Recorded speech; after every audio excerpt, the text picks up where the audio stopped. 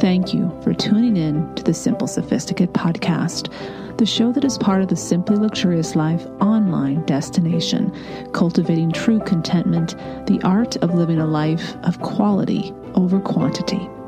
Visit the blog, The Simply Luxurious Life, at our simplified URL, tsll.co or thesimplyluxuriouslife.com to find the show notes for each podcast episode, as well as much more weekly content to elevate your everyday and deepen your contentment. From a Monday motivational post, recipes, videos of the cooking show series, style and decor inspiration, French and British inspired content, and readers' favorite regular weekly post, This and That, which is posted each Friday morning. Now to today's episode.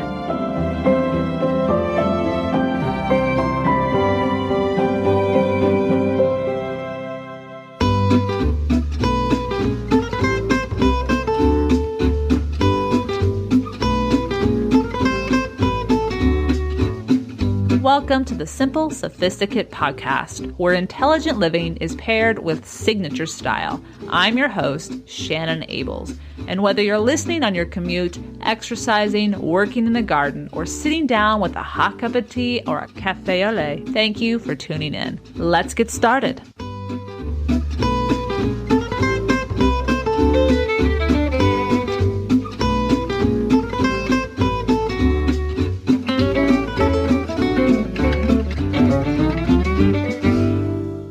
Welcome to the 358th episode of The Simple Sophisticate. And yes, we are in the middle of the Simply Luxurious Life's 5th annual British Week, which is why I am so happy to be able to bring you today's episode.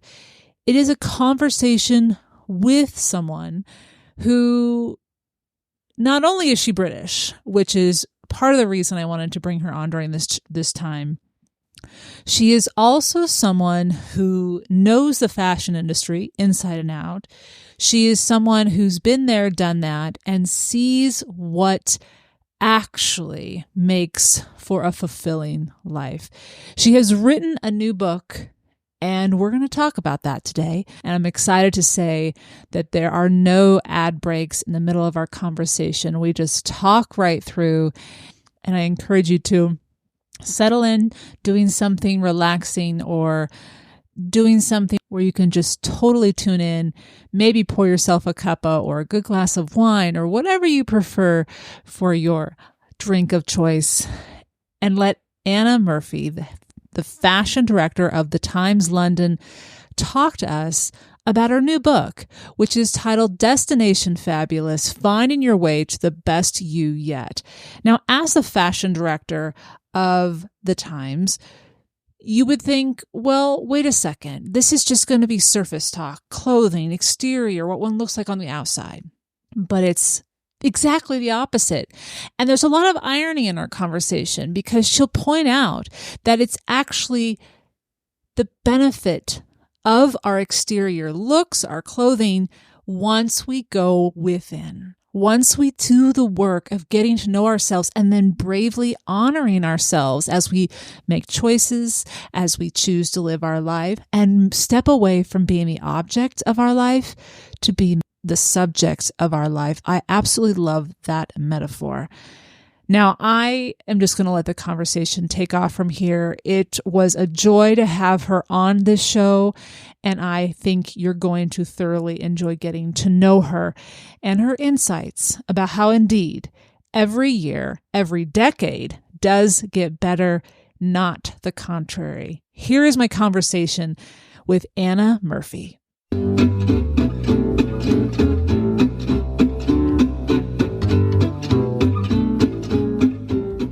In a new book being released in the States on May 30th and already available in the UK, being published on March 3rd, the fashion director of the London Times since 2015, Anna Murphy, dares to assert that getting older might just be the greatest thing that ever happens to each of us. Her new book is titled Destination Fabulous, Finding Your Way to the Best You Yet, and I am so happy she is joining us today from London to talk about it. Welcome to the Simple Sophisticate, Anna Murphy. Thank you so much for having me. I'm so excited to be here. Well, and we were talking before I pressed record You're joining the podcast during an exciting time on the blog. It's British Week, and you're in London right now. Can you give us a bit of a vibe of the city? Well, I am either the best or the worst person to ask, depending on your view, because I totally love London. I'm not a Londoner born and bred.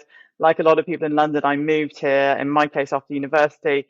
And it's a fantastic city at the best of times. But this week, finally, spring has sprung. It's a bit late in the day, as us Brits are used to. So, yeah, it just feels like the city's really flowering. People are out having a great time. May in London, May in England, springtime. Yeah, I just associate spring. I associate all the flowers with London and just the greenery of it all. Yeah, we do May well. We're less good on February. Oh, goodness. Well, thank you. That kind of brings us vicariously to be with you right now in this conversation. All right, I want to dive right in. Your frankness in this book is a breath of fresh air.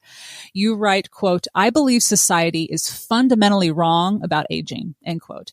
And you share that the purpose of your book is to help us to realize that the years we have ahead of us can be the best years yet.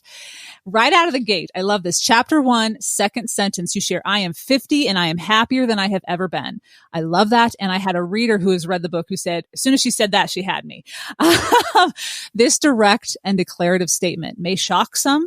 It may cause some people to doubt you, but for so many others, including myself and many listeners, of that I have no doubt, when they read your book, you are saying something about, I don't want to say this. Well, you're saying it's about time. And I'm really thankful that you're sharing what is absolutely possible if we shift something in our approach to living. So I have to begin with this question.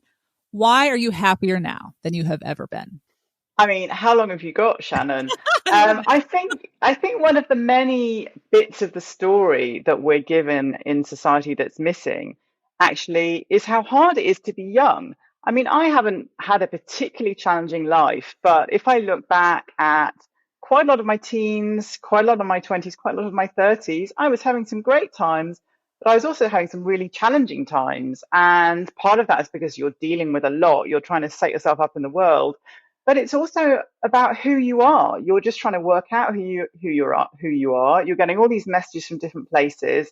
You're trying to work out who serves you, what serves you, who doesn't serve you, what doesn't serve you. And of course, you need to get some years under your belt before you have the clue to any of the answers to those questions.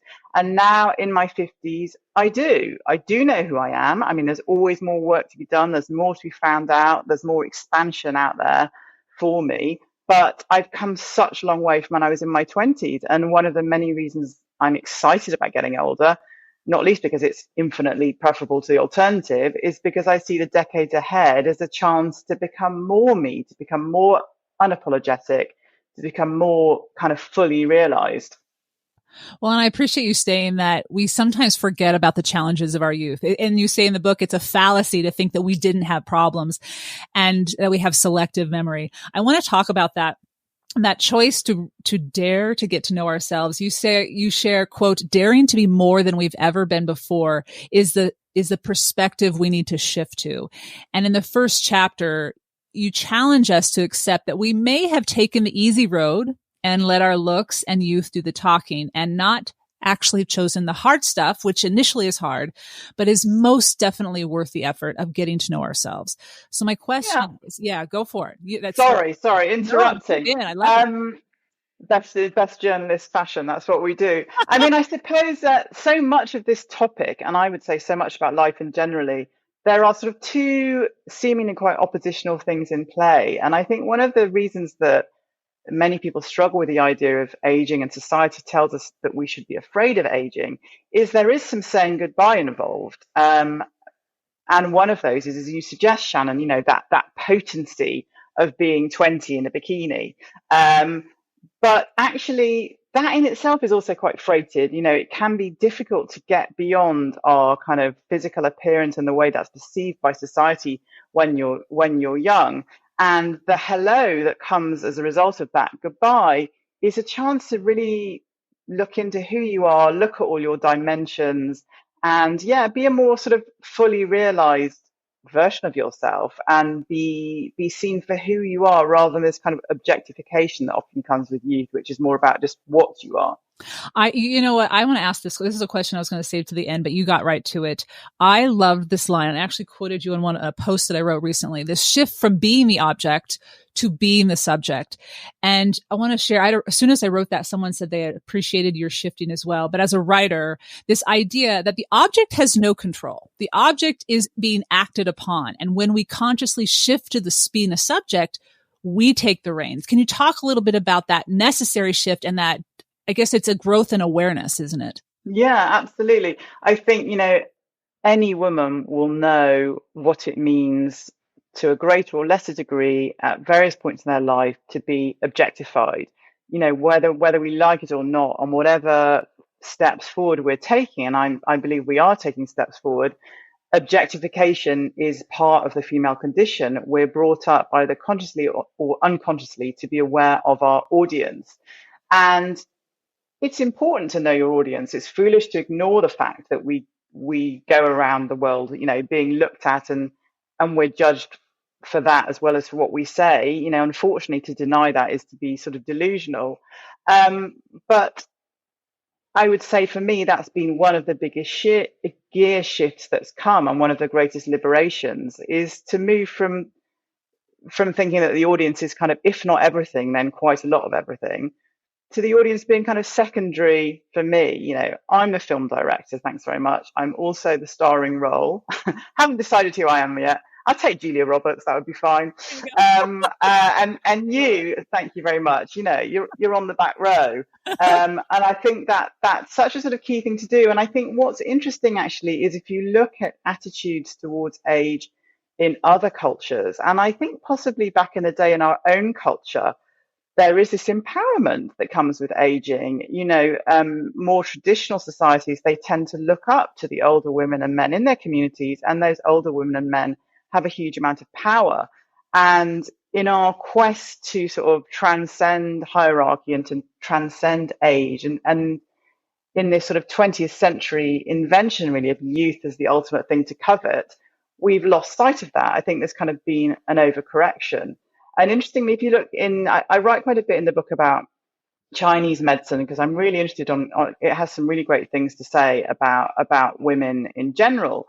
And menopause in Chinese medicine is seen as this moment of liberation, this moment of freedom in which women move from one incredibly important, enriching form of creation, which is the quite literal act of creating and rearing children, to a time where they can create for themselves. And I really think, it can be really hard for women. It can be really easy to lose your way with all those pressures of your 30s, 40s, 50s, especially if you're, as many of us are, trying to work and combine children. And to actually come to a place where you can do a little bit more for yourself is an amazing thing. No, and you're exactly right. I appreciate you do bring in a lot of history, and especially when you talk about the beauty industry as well. We'll get to some beauty and some style questions here in a second. I wanted to ask one more question, kind of on this existential approach to really embracing life. And you say this phrase quite often. You say, "Stay interested and stay interesting." What do you mean by that? And why do you? And I appreciate you reiterating it multiple times throughout. But what is the benefit, and what do we give, I guess, as well? What do we gain? What do we give by doing that? Yeah, I mean, I think again, it's a two-way street, isn't it? One leads to the other and back again. It's a sort of endless kind of circle in the best sense. I think it's so easy to get on automatic pilot in life, and we've all done it. I know I've certainly done it. It's easy to lose sight of what you already have in your life that's great. It's as easy or even easier to lose the ability to strive for kind of new things, but to kind of wake up every day and with the best will in the world think, "Oh, goody, what's going to happen today?" It just changes. Of course, it changes the experience of that day. And what is life if not a series of days? And I think what makes me cross about this kind of bogus narrative around aging is, if you're the right sort of older person, you're fascinating. You've lived so much, you know so much. You absolutely don't want to be that person who says, "Oh, well, let me tell you this," kind of thing. But knowledge and experience worn and shared lightly that is the way you can help people, and you can work within your community, small or large, to share what you've got with other people, and in turn to let them share what they've got with you. Well, and that's something that you wrote about as well. I from the get go about how you would sit down with fellow colleagues, but of all ages. And the question came up, what age would you rather be, or what age do you want to go back to? And you said, I'll let you answer the question, but it's, you integrate it with a lot of different people in a lot of different ages because of the fashion industry. Can you talk to me a little bit about how this inspired the book and the focus with regards to why it's better to look forward and why there's a misconception in our youth that it's better to be young? More to your point of integrating ourselves with people of different ages and imparting our wisdom, but not in a forceful way. You speak about this beautifully. Yeah.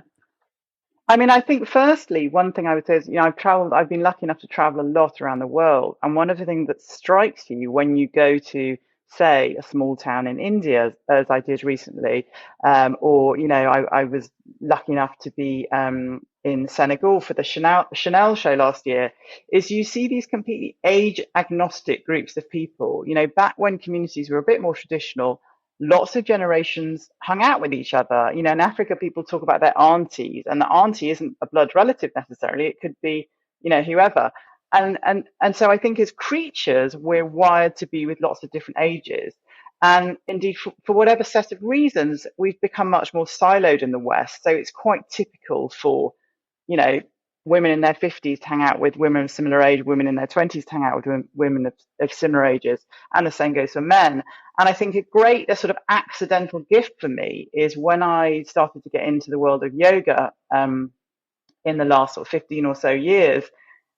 So when I was focused on an activity, I suppose, often when you look at an activity, it becomes kind of the people that you meet through it are kind of age agnostic. So through yoga, I've made friends who are 20 years older than me and 20 years younger than me, and we bring a lot to the party for each other. And one of those instances is that conversation that you refer to, Shannon, which was one of the seeds for the book and appears early on in Destination Fabulous, which was, as you suggest, I was chatting to a group of friends. I'm in my early 50s. They were all in their late 20s, early 30s, all yogis. And one of them just threw out that, what age would you go back to if you could choose? And they all immediately started saying, 21, 23, 17, 15. And so it went on, no hesitation. And of course, I didn't say anything. And me, the person who's 20 years older than them. And then one of them noticed I hadn't said anything and said, oh, Anna, what age would you go back to? And I said, well, I wouldn't. And for me, apart from anything else, the clue is in the language. Going back, no thanks. I've done the work to get here. And actually, what was so striking to me is they hadn't heard that before, because the 20-somethings and the 30-somethings are getting all the same damaging messaging that we're getting, that getting older is a negative, getting older is to be feared. And so that they said, really? What, really? And then when I talked a little bit more, when I said what I'm saying to you, Shannon, they were so pleased and excited. This is one of the reasons I wanted to write the book. I mean, just another phenomenon that I came across in the course of the book, which I thought was really telling, is this thing that's been identified. It's called the grandmother hypothesis, and scientists have been looking at why is it that typically women live longer than men, and they think it's because from a sort of communal perspective, women can give so much. Older women can offer so much to the rest of the community, and that doesn't have to mean grandmother in the literal bloodline sense of the word, but in a more general sense. And I'm all about the grandmother hypothesis. I don't actually have children myself. I won't be a grandmother, but I'm determined to be a grandmother, metaphorically speaking, for whoever will have me. Well, and I have a feeling as soon as you said that to that group of women, they were like relieved. They relaxed a bit. It's reassuring, it's comforting, and at the same time inspiring, because they're looking at you going, wait a second, she's got it together. No one's perfect, but at the same time, look what I can aspire to. And as you said, you've done the work. And in your book, you're so honest about the journey to where you are, about the stresses you had. I think that's, for me, it was nice to read someone had similar feelings and stresses about life, and I'm not alone. And at the same time, you had your life together on the outside. You clearly were doing really well, but you still had stresses, and the relief when they see that someone where you are is loving life. That And is, I think mine is probably quite a common story in that I really didn't feel able to express my vulnerability for a very long time. I was doing that classic, I would say, quite female thing, the sort of duck thing, all serene above the water, frantic little webbed feet going underneath the water. Uh, I felt that if I let any sort of chink in my armor, that someone was sort of going to get me. I guess I was quite sort of fearful.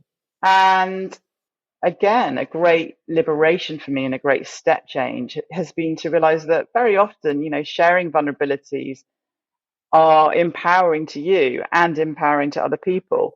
well, and you are the fashion director of the time. So we cannot not talk about fashion. And I think that's what's maybe to some people would be ironic that you're saying, don't worry about all this. And that's why I think this is even more powerful. So you say in the book, of course, I think clothes matter and I always have, yet I have come to feel this more strongly than ever in the last few years.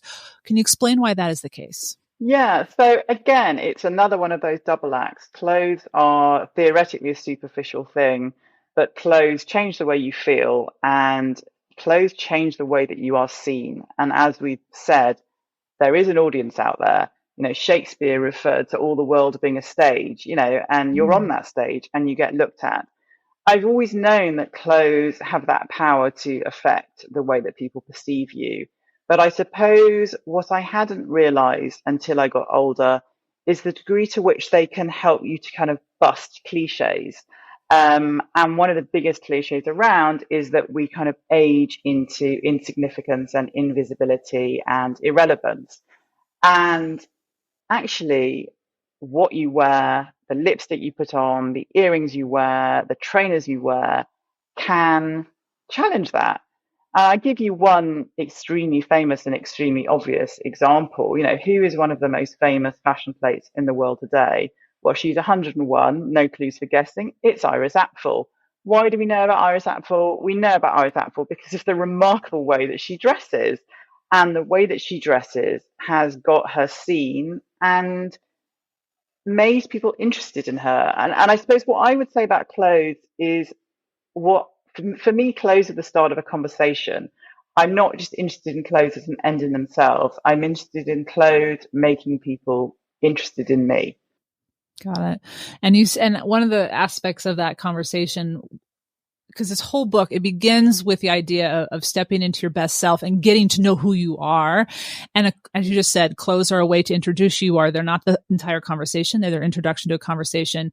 What is one piece of advice women may not be aware of, but that is something we can all do to up our style quotient as we step into our 40s and 50s and 60s and beyond, that we may consider, no, I'm not supposed to do that. Let's break that cliche or break that myth. What is one thing you'd share? I would say find a thing, whether that thing is a great lipstick, a great pair of earrings, a quirky pair of shoes. Find one thing that, by which I mean a kind of genre, a type of thing that you've always kind of loved, even if you maybe haven't gone there, you've always kind of quite fancied a big earring or whatever.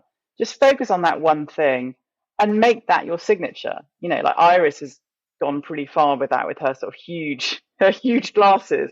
I'm not suggesting we all go the full goggle glasses, but just one easy thing that you can add on. You can wear a really very, very plain, I don't know, navy trouser suit and add on a bit of a crazy earring, and no one's going to confuse you for boring. And I would say that whatever that thing is, the purpose of it is to signal that you're not boring. Because I would say that's one of the easiest, laziest assumptions people make about an older person. They're going to be dull. So whatever the thing is, make it not dull. And actually, I really remember when I first started going to shows for my job many years ago, and a lot of women were a lot older than me. So a lot of the women on the front row were in their 50s and probably 60s, and obviously incredibly chic. And quite a lot of them, their kind of fashion equation was a pretty chic, classic overall ensemble, whether it was navy or camel or whatever. Not black, because black can be quite harsh on an older complexion. And then they'd add in one. I mean, I always call it the Madon. So one thing would just be a tiny bit crazy. It might be a crazy pair of sunglasses. It might be a pair of silver shoes. It might be a purple handbag. That's all you need. Color. Okay. Something that they don't expect. They don't expect it. Yeah, something unexpected, because that's what we're about here. We're about saying, actually, I'm not what you expect. I may be 65, but I'm not the 65-year-old that popular culture has led you to believe is the only type there is. Right. And this is that continuing to have a voice, and actually our voice becomes more amplified so long as we engage by offering it to the world and not sitting back and just blending in. Yeah. And and obviously everyone's approach to that can and should be slightly different, because this is all about you doing you, not you doing me. And I think one of the most useful tips I've got in terms of finding your style, because I think lots of us lose it. I mean, especially when we've had those really burdensome decades when often our focus is on other people. How do we find our way back to that? And I think the easiest way to do that is to think of a word. So what I always say to people is, imagine you're at a party, you don't know anyone there, no one knows you. If someone were to see you across the room at that party, what is the one word you would want to come into their head? Because that is how it works. Don't kid yourself that there won't be a word. and just always make sure that what you're doing, what you're wearing, brings up that word. So for me, the word is in fact interesting. I want someone to see me and think, oh, I wonder what she's got to say for herself. So I think it's good to have a word that's kind of almost, I like this idea, and is about who you are rather than just the sort of superficial thing. But I actually had quite a revealing, when I was sort of first thinking about this and writing about it, I had quite a revealing chat with my dad back in the day. He's a proper northerner, he's a proper Yorkshireman, for anyone who knows what a Yorkshireman's like. And I said to my dad, oh, what's your word? I explained my whole little sort of précis, and he was sort of pondering. And firstly, tellingly, he just didn't really understand the question. And I think this goes back to the idea we were discussing earlier about how women, we just know in our bones about audience, and many men don't. I don't think my dad has ever really thought about people looking at him and drawing conclusions. So he just didn't get the question at all. And then eventually, after some thought, he came up with the word, I'm going to give you, Shannon, I'm going to do you the full Yorkshire accent now. He came up with the word comfy, as in comfy. And I was like, it's just the most brilliant answer, because even in the answer, it showed the degree to which he didn't understand the question. I mean, don't get me wrong, I want to be comfy, but I don't want someone to look at me and think comfy. Do you know what I mean? Right. I just thought it was brilliant. Yeah, very honest, very sincere, but it totally differentiates what men versus women generally have been dealing with our whole lives. And honest, I appreciate his honesty. That's sweet. That's sweet. But actually, the other thing about this, I think, is just, again, to bring the positive into the negative and vice versa. Okay, so as women, we're suffered from this objectification, but we've also got options. We can also have fun. We can be totally mainstream and wear a bright lipstick or a big pair of rings or whatever. A man looks in the bathroom mirror at 70 and feels a bit rubbish, unless he really wants to go the full Harry Styles or Eddie Izzard. There's not that much you can do about it. We can have fun, and we can play, and we can surface ourselves through fashion and beauty. And I really would urge everyone to do that. And what I would also say on the beauty front is, again, we're told, oh gosh, it's all about lines. We need to get rid of our lines. We need to stress about our lines. Yet again, I bring up Iris Apfel. Iris Apfel's got loads of lines. Of course she has. She's 101. Do we look at Iris Apfel and think, oh God, look at her lines? We think, no, she looks amazing. What a mad necklace. Right. No, exactly. And that's one of the questions I want to ask you. You talk about embracing our face, embrace our face. And you write, quote, changing the way you live can change your face authentically. And I think Iris Apfel speaks to that, which in turn can make you look genuinely youthful, end quote. You talk about, and you encourage readers, and you cite a lot of science in here, as readers will find out, which is lovely, and the physiology of why the best approach to our skin is to leave our face untouched when it comes to surgery and fillers. And I will let readers explore. This is a fascinating chapter to me, because you've been in a world, and you are in a world where this happens often. And you also get to see the longevity of the effects. And you talk about that. Can you share how to embrace our face as we age, and why doing so goes much further than skin deep? Yeah, I mean, I don't think we look at our own face in the way that other people look at our face. You know, we're all looking in the bathroom mirror. These days, we're all looking on Zoom or whatever, and we see our face. And of course, we notice the changes. And some of the changes are ones that we don't like. And certainly, plenty of the changes are things that we're told we're not supposed to embrace or like.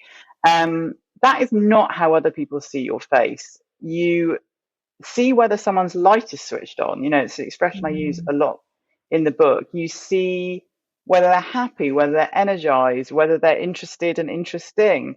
And ultimately, I really think that is what shines out. And I think even from a vanity perspective, the end game is that those are the faces, the people living their best life look better than the people who are kind of freezing their faces.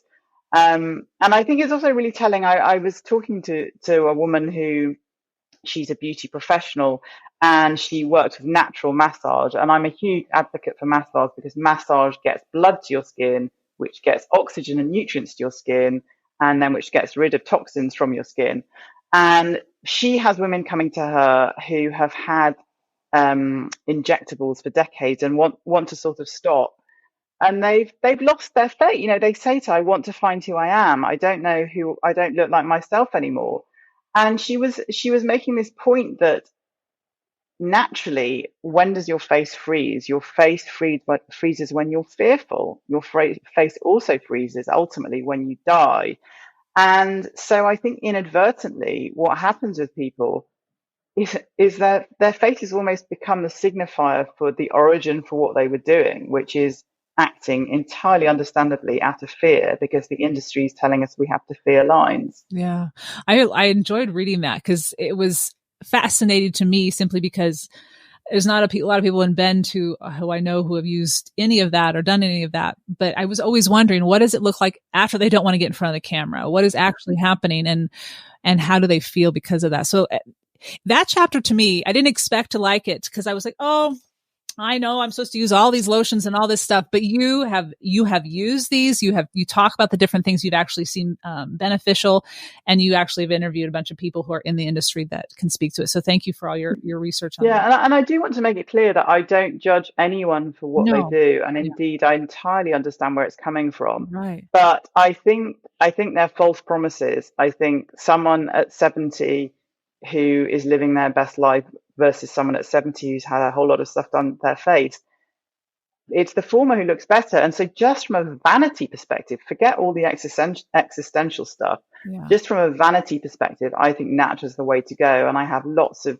tips. I'm lucky enough through my job to come across so many different products and techniques and experts. I've got lots of tips that I share in the book. I mean, an example that I really love that will be particularly pertinent to American listeners is I read this book about Chinese face reading, and Chinese face reading is a diagnostic tool used in Chinese medicine, but it's really a much more profound extrapolation of what we all do anyway. When we see friends or colleagues, we think, oh, they look like they've got the flu, or they look happy, or they look sad, or we're used to reading faces. Chinese medicine takes it to a much deeper level. And in Chinese medicine, they talk about this phenomenon called peach luck, which is such a cute expression. Yeah. And peach luck is what babies have in abundance, chunky cheeks and just sort of joy, basically. And peach luck typically is kind of worn down and disseminated by all the stuff we go through with life. But if you find your way, you find your path, you find your flowering, you find your fruition, peach luck can actually grow as you get older.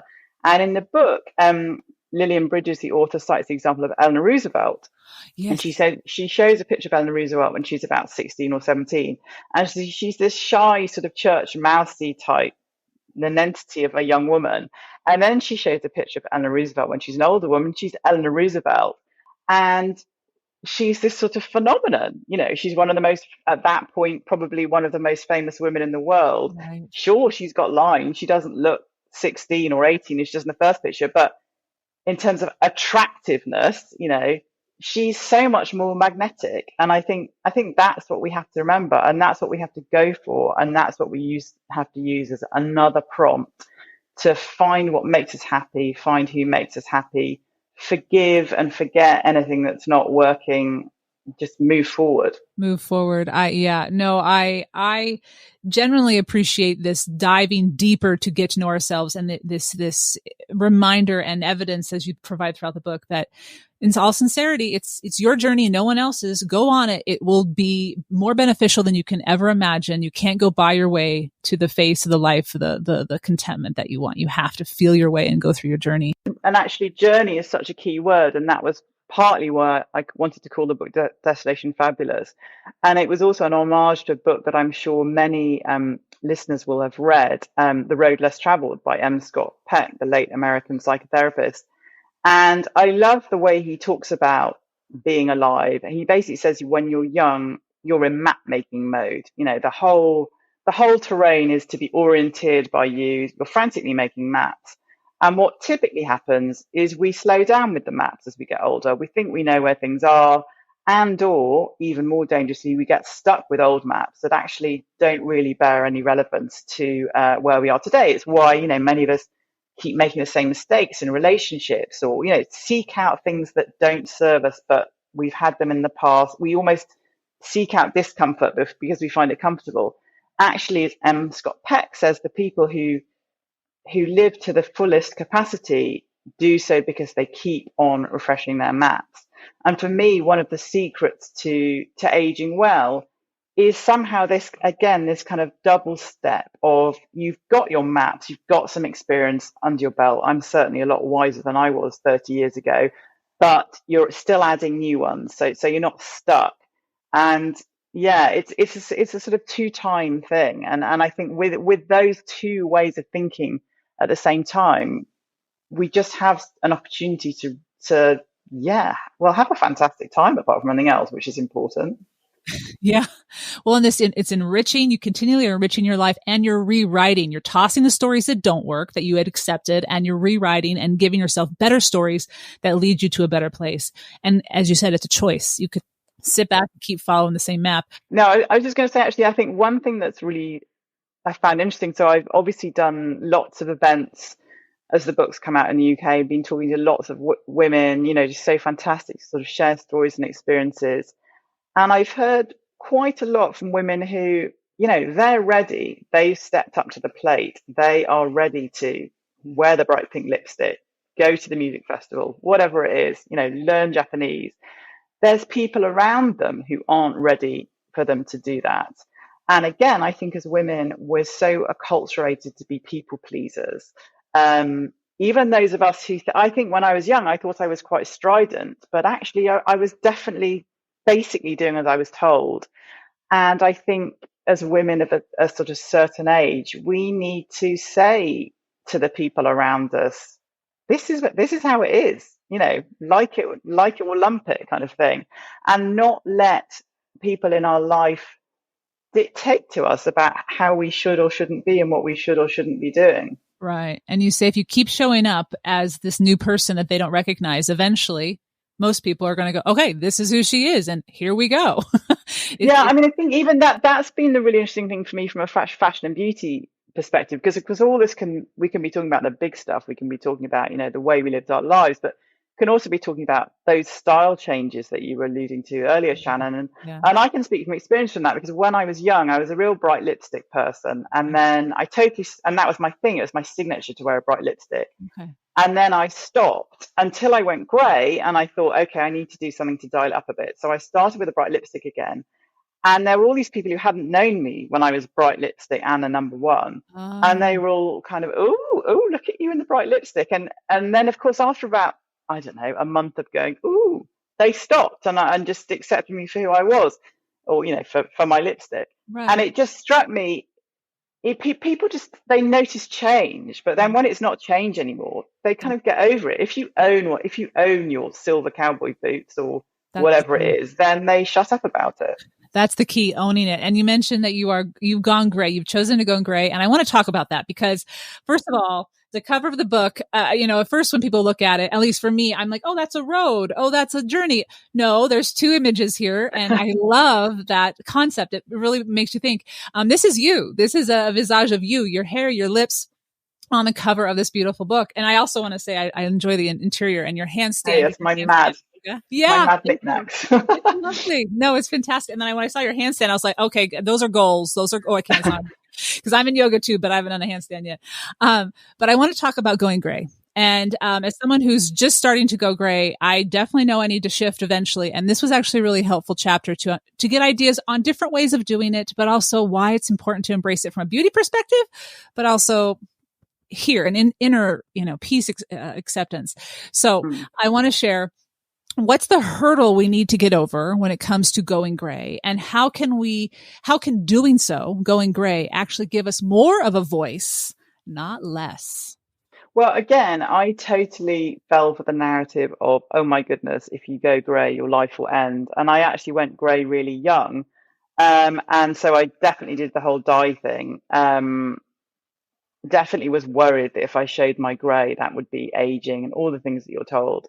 And I was in my early 40s when I decided to stop dyeing my hair. And pretty much everyone in my life told me to not do it, for all the reasons you might imagine, except for my then partner was very supportive. But interestingly, I remember thinking, oh, would I be doing this if I either had an unsupportive partner, or what I really thought was, if I was single, would I do it? So I do remember thinking that.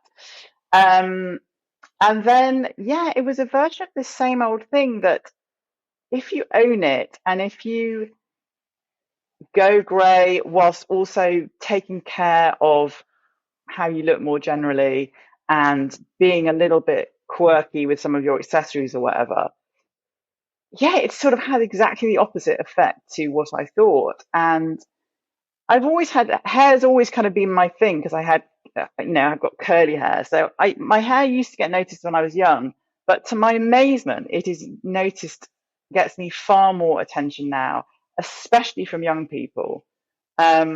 And especially from men. And actually, the irony of me wondering if I'd do it when I was single thing is that, of course, I then did end up single, so I could test my thesis, Yeah. and and people really liked it. I mean, I'm sure there were some men who thought. I mean, I was on the dating app, so I'm sure there were some men who thought, "Oh no, she's got grey hair, that she's not for me." But then they wouldn't have been right anyway. But the people who liked me seemed to really like the hair. And I think it was this thing of this authenticity thing, and also that it bespoke of a certain kind of, courage is too strong a word, but just, this is me, this is my hair. So actually it's been an empowering act for me. That's beautiful. No, and I appreciate you sharing everything that you shared and different examples of how to go gray with different people that you know. Yeah, I mean, I definitely went grey the wrong way, I have to say, looking back. And the person I would say to look at, the Instagram account I would say to look at, if you want grayspiration, as they call it, is at Jack Martin Colorist, the American spelling, who is a hair colorist in California who does these remarkable and incredibly expensive overnight transformations. But it shows what can be done. And again, I take no judgment if you don't want to go grey. It's obviously totally fine to not go grey.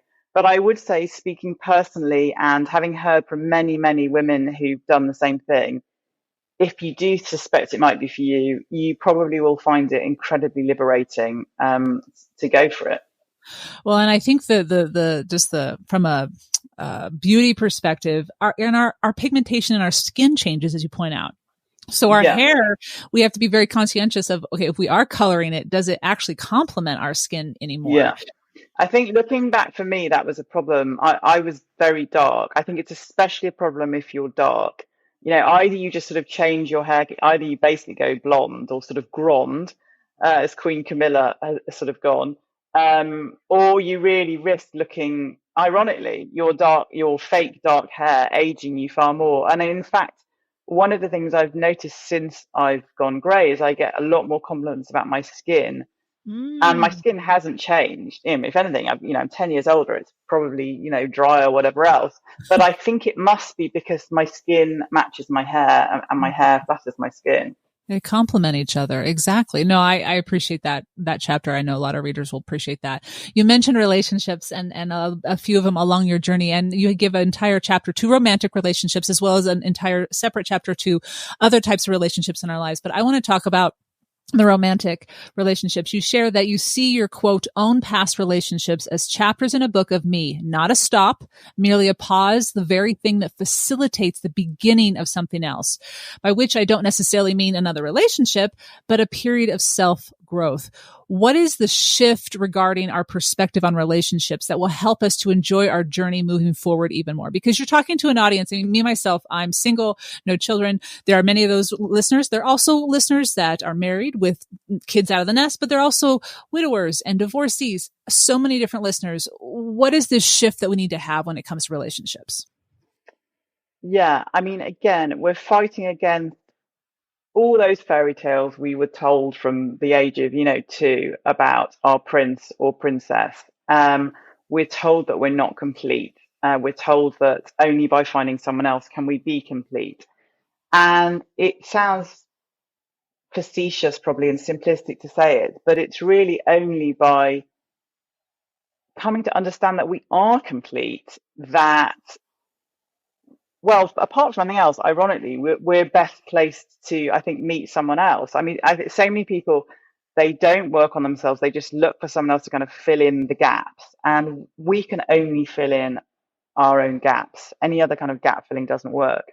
And I would go as far as to say that the time I've spent on my own as an adult is one of the greatest gifts of my life, because I do think real self growth is very hard in a relationship. Even in a good relationship, it's hard to really know who you are and where you start and where you end is also really hard in a relationship. Again, even a good relationship. And so to anyone who does find themselves on their own for whatever reason, I know that it won't necessarily always feel like this. It didn't always feel like this for me, but it is a gift. There will be downs, but there are massive ups to it, and to try and embrace those ups. Yeah. You kind of alluded to this answer earlier in our conversation, but I think it bears repeating, and perhaps you want to share something else. You are an avid reader, and throughout your book, you cite wisdom from a diverse breadth of writers, artists, and other experts in their field as they pertain to the subject matter in that particular chapter, from Eckhart Tolle to Mary Oliver to George O'Keeffe, Eric Fromm. I mean, I'm just listing off a few here. Ralph Waldo Emerson, and you had me at Ralph Waldo Emerson and Mary Oliver. The list is plentiful. One chapter is titled How and Why to Live in Joy. And in this chapter, you state, of all the shifts that I have enacted in myself when it comes to changing my emotional resting place, that is the most significant and is one that has best equipped me for getting older. Why do you consider that to be the most significant change that you have welcomed into your life? Because I think ultimately we do set our own weather. I don't think we're taught that. We think it's about what happens to us. And sometimes, obviously, what happens to us has a huge impact. But it really is about how we respond to what does or doesn't happen to us. And indeed, one of my absolute favorite quotes in the book is from the wondrous Mary Oliver. And she says, someone once gave me a box of darkness. It took me years to realize that this was a gift. And I would say, yeah, that's been some of the biggest learning for me, that something seemingly bad can happen to you. And actually with the right mindset and with that desire always to seek out light, to seek out joy, even in the darkness, because there will be darkness, can absolutely sort of fundamentally change actually the ratio of how much darkness and light there is. And I think it's really easy to think, I can't change. I am who I am. I remember actually having an argument with an ex-boyfriend many years ago, and he was a bit of a depressive in retrospect, and I'm sure I was being a very annoying sort of, get your act together person. But he said, I just am this, and I thought, well, he's probably right. And I've realized again through those, the experience, those decades of experience we're talking about, many, many things you can, if not totally overturn, slightly rewire. And typically, I think you rewire them through small practices. The Mary Oliver's, obviously her poetry is full of this, looking at a flower for the amazing thing it is. It's remarkable. Looking at the birds flying. So much of this stuff is nature. But not only that, and I actually write in the book about putting a little some sort of little, like a friendship bracelet or something around your wrist, and whatever your thing is that you want to slightly rewire, just getting into the habit of giving it a little tug. So it's almost like cognitive behavioral therapy. If it is that you're prone to kind of catastrophizing, when you clock that you're doing it, just give your bracelet a little pull to remind yourself to come out of it. And yeah, over time, this stuff can change. I mean, another quote that I really love from the book, and that is also relevant to the romance conversation, is another of my favorite writers is the British novelist Elizabeth Jane Howard. And if your listeners haven't read her, I would urge you to read her. A classic case of a brilliant woman writer, kind of overshadowed by her more famous husband, Kingsley Amis. But truly, her books are some of the best of the last century, I think. And she talks about how, again, we grew up thinking that love is everywhere. Great love is commonplace. It's just a matter of time. And actually, great love is really hard to find. Every love involves compromise, but a love that is, more of the good and less of the bad. And she says, what you can do is get yourself ready for it. And I love that idea. Maybe it comes when you're 75, but just get yourself ready for it. Just get yourself into the best shape that you can, and then let's see what happens. Yeah. Invest in you, invest in, and take that again, back to that whole journey, that daring to do what's difficult is actually going to bring more of a benefit. And one of the authors you cite in here is Eckhart Tolle a couple of times. I want to talk about this idea of being versus doing, but I think this one is really important because you talk about it and you cite him as well. It's the shift from doing to being. And you cite Eckhart Tolle, who explains why this shift is confusing in our culture. But you and he answer it by saying, when we shift from doing to being, we find our true self. So what does being versus doing look like? And I think you kind of just talked about it, actually. And how does it bring us to our true selves? Yeah, I mean, I think it's so hard for most of us to know because we are so, as a culture, stuck in doing mode and so not in being mode. And as I say throughout Destination Fabulous, I'm far from perfect on any of this. I'm very capable of getting stuck on doing mode. So I am by no means at Eckhart Tolle levels of transcendence, unfortunately. Still working on that. Maybe when I'm 80. No, you're doing great, but your awareness is key here. You're bringing this to us as your awareness. So we appreciate that. Yeah, I mean, I don't have simple answers, obviously, but I think partly it's stopping. You've got a chance at being. Being comes after stopping doing. So I would say whatever stopping means for you, but certainly meditation, which doesn't have to mean anything fancy, can just mean sitting on a cushion for 5 minutes, is a great way to start. And I think many of us, myself included, I put off even trying to meditate for years because I thought, well, God goodness, I can't do that. I can't not think. And when I do it now, I still fail to not think. It's not about not thinking. It's about practicing trying to not think. And what you realize if you start to develop a regular practice, even if it's just for 10 minutes, is that thing I was talking about earlier about catching yourself out and whatever it is, the catastrophizing, the worrying, the micromanaging. You've got a better chance to just catch yourself at it. And then if you catch yourself at it, you've got a better chance to kind of stop. That's it. That's that ability to step back from the moment. And yeah, that's exactly that. Back to the awareness. You talk about the being present and mindfulness. There's so many common themes here that I really just resonated with. And I appreciate you kind of extrapolating how this shows up. And another quote that I love in the book, that depending on the way you look at it, is either the biggest liberation ever or terrifying, but it's probably both, as so much of this stuff is a quote from Pema Chodron, who's another writer I keep returning to, the Buddhist monk. And she talks about when she was just starting out on her Buddhist journey and she met some very important Buddhists. And he said to her something along the lines of, you need to get away from the idea that there's a point in the future when everything's going to be all right. Everything is not going to be all right ever. And either that's horrific or it's like, oh, okay. Because when I read that, I thought, gosh, yes, I think we all are. We're definitely waiting for the day when every single one of our ducks and a few more ducks we haven't even thought of yet are all in a row. Yeah. And that's just not going to happen. So let's just stop sweating it. And, Right. Just let go. Yeah. yeah, Let yeah. go. Stop worrying about what will never be, but at the same time, savoring the now, as you talk about in the first couple chapters, savoring the present moment. I want to ask a few questions, just general, quick questions. You being a Breton and living in London and England, I know my listeners will appreciate this. How do you enjoy a good cuppa? So a cup of tea. Right. Is that now? Am I Well, saying that phrase right? yeah, Because yeah. oh, It shows what a terrible newfangled fashion person I am, that no I kidding. now have, I call it the world's most expensive tea. And my default tea is actually a green tea with brown toasted rice in it. Again, my chart.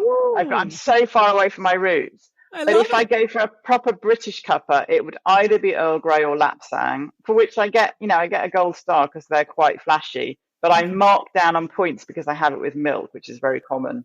Oh, okay.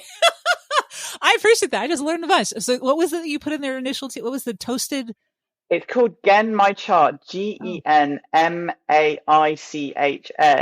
It's okay. made by a Japanese company called Clear Spring. Oh, It sounds is the most delicious tea ever. So it's a gift to me from me to tell you about it, but it's not a gift in that, it yeah. basically bankrupts you. Okay. Okay. Well, I appreciate it. Now I'm curious. I'll be checking it out. It sounds like it would be a unique flavor. What is one thing you enjoy about living in London and or England? I just love London for the fact that it accepts anyone and anything more than anywhere else I've ever been. Whoever you are, wherever you've come from, wherever you're going, London has a place for you, and there's a community or communities there waiting for you. And relatedly, I love the fact that you can every night of the week find yourself with a different group of people. So on Sunday, I went to a celebration of a capoeira group doing amazing capoeira dancing with Brazilian band.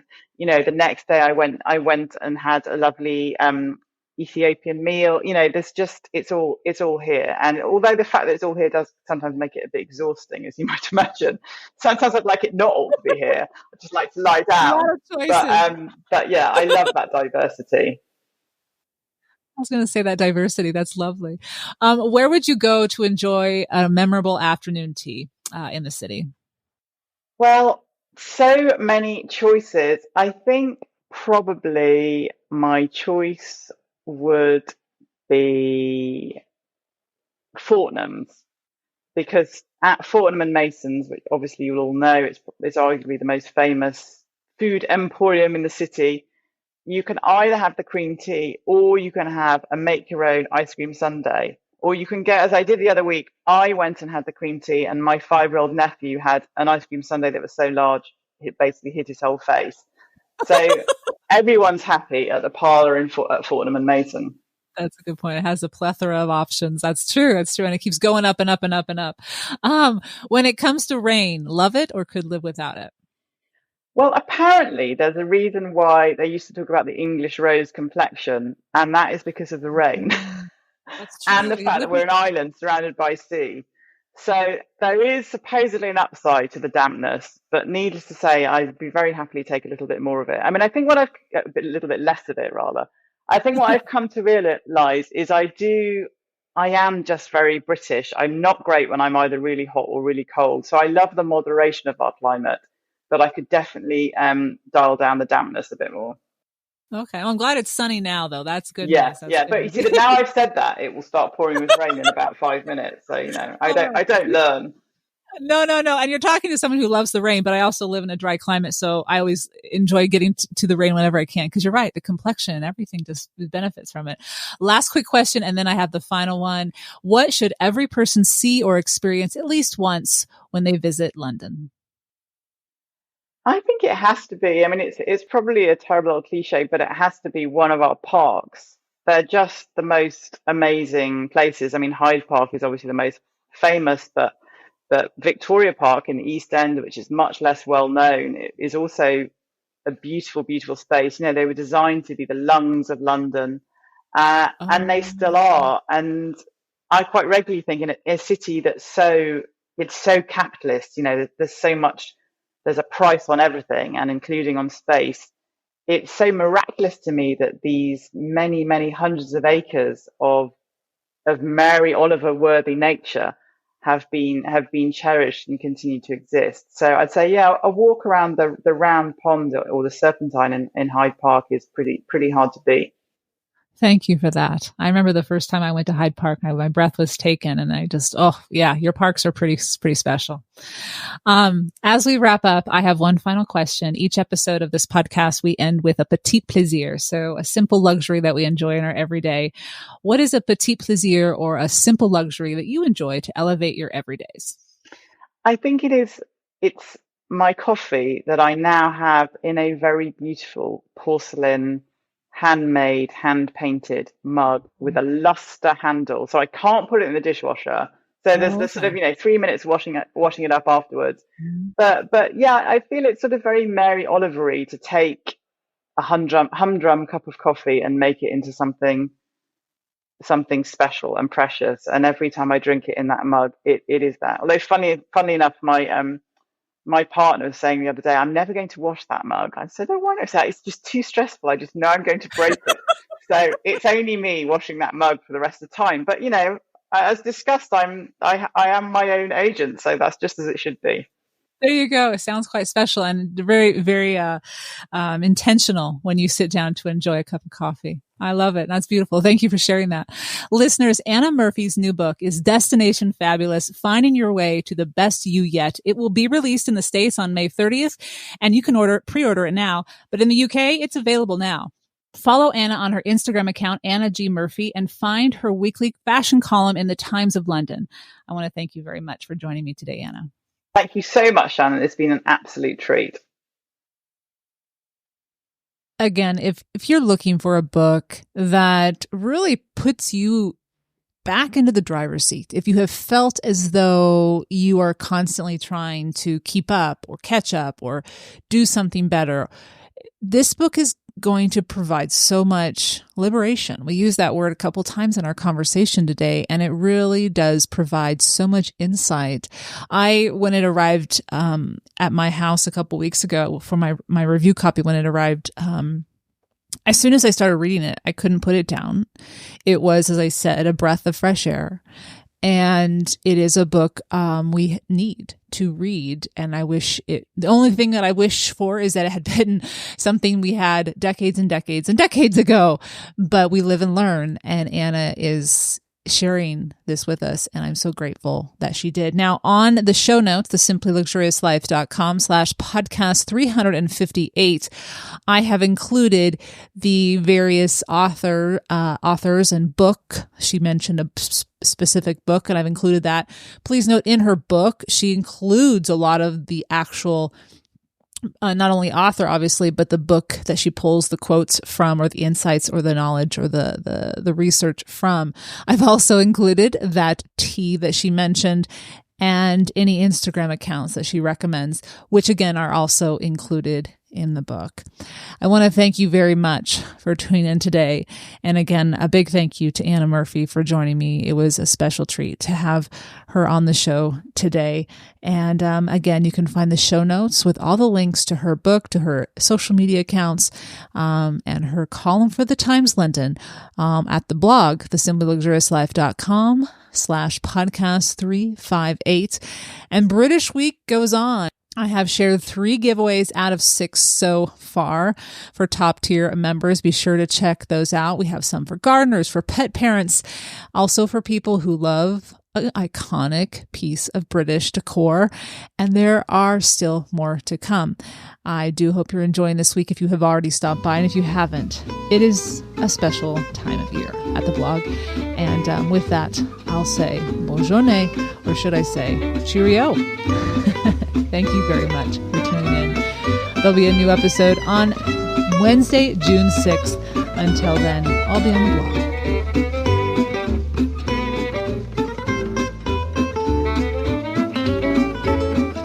Thank you for tuning in to the Simple Sophisticate podcast, where intelligent living is paired with signature style.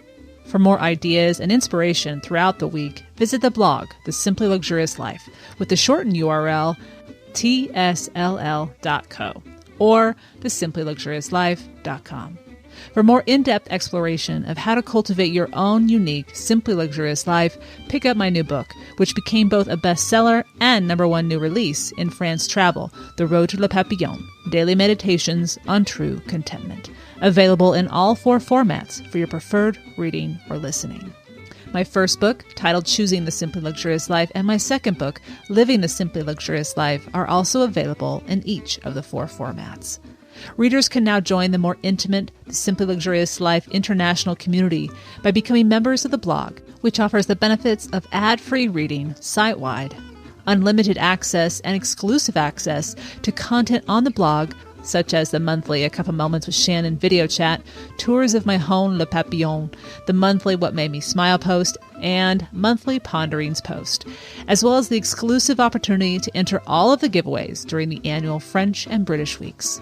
To stay caught up on all things Simply Luxurious, the podcast, blog post, the cooking show, and receive exclusive news, as well as an extra dose of inspiration to jumpstart each new month, subscribe to the Simply Luxurious Life's free monthly newsletter, arriving on the last day of each month in your inbox. There is also a weekly newsletter, which is also free, and arrives each Friday to keep you caught up on the recent weekly posts on the blog. Enjoy with a hot cuppa or cup of morning coffee, and stay in the know about all things simply luxurious. Look for 2 new episodes of this podcast on the 1st and 3rd Wednesday of each month. And until next time, I'm your host, Shannon Ables. Thank you for tuning in. Bonne journée.